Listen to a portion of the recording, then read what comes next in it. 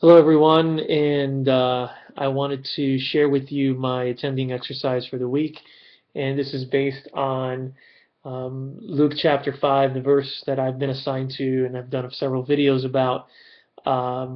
If you haven't seen my video sermon, I did preach about that on Luke chapter 5, verses 12 through 16. But I wanted to show you um, a little bit of what I drew down. Please bear with me. I'm not an artist in any way, shape, or form. I'm a musician, singer, worship pastor. I do those things fairly well. Art is not one of them. But I did want to show you, I don't know how well it's going to come out here on this video, on this webcam, because it's not very high definition.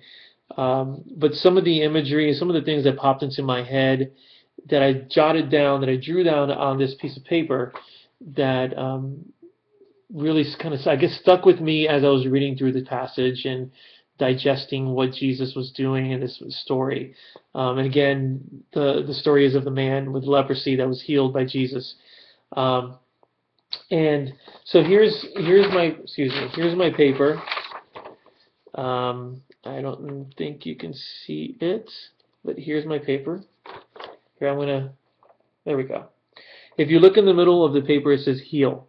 That's the word and imagery that pops out to me for obvious reasons. Healing is what happens in this passage, and although there's other things that are happening, God's healing, the healing power of Jesus is what stands out. So let me try to let you see some of this stuff here. In the middle of the page, as you can see, there's some music notes, and it says, "I believe you're my healer." That's one of my favorite songs. It's called Healer. And if you guys don't remember or know how it goes, "I believe you're my healer. I believe you're more than enough for me." That's the song. It's called Healer, and this song for some reason came to mind as I was reading through the passage, just of the saving grace and healing power of Jesus. Some other imagery. This one's actually interesting. If you look at the bottom here, let's see if I can get it in. It says Lazarus pit. If you see that down there at the bottom, it says Lazarus pit, and that's my feeble attempt at drawing like a pit of water.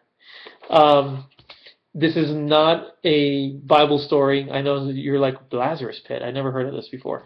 It's actually, I'm a huge comic book superhero buff. I love all things superhero, and one of my favorite shows right now on TV is called Arrow. It's based on Green Arrow, the comic book.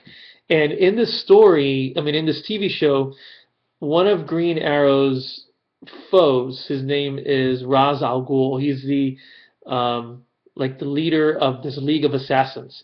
And he's over 100 years old, and the way he keeps himself alive is that he dips himself in what they call the healing waters of the Lazarus pit, which is out in the mountains, like in Nepal somewhere. So I just, again, healing, and that's one of the images that came up to me, was the healing waters. And there was a story in the Bible, if you don't remember, there was a story where the angel would come and stir the water, and people would be healed if they just would dip themselves into the pool. So, cool little thing. Let's see what else I got here. I'm having some trouble getting this on screen. If you can see, there is something that says doctor. There's a picture of a stethoscope.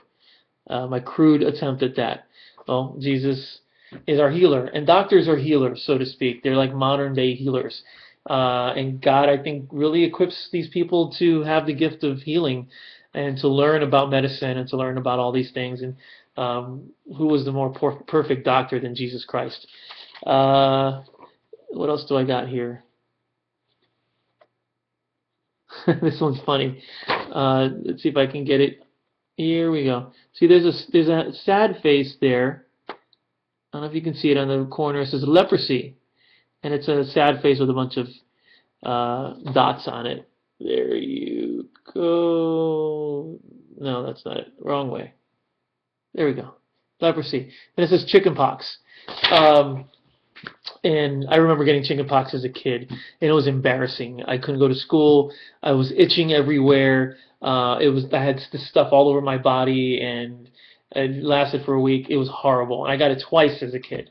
And I've heard that as an adult, if you've gotten it twice or you've done chickenpox, the likelihood of getting shingles when you're an adult is high. So I'm not looking forward to that, and I hope that I don't get that.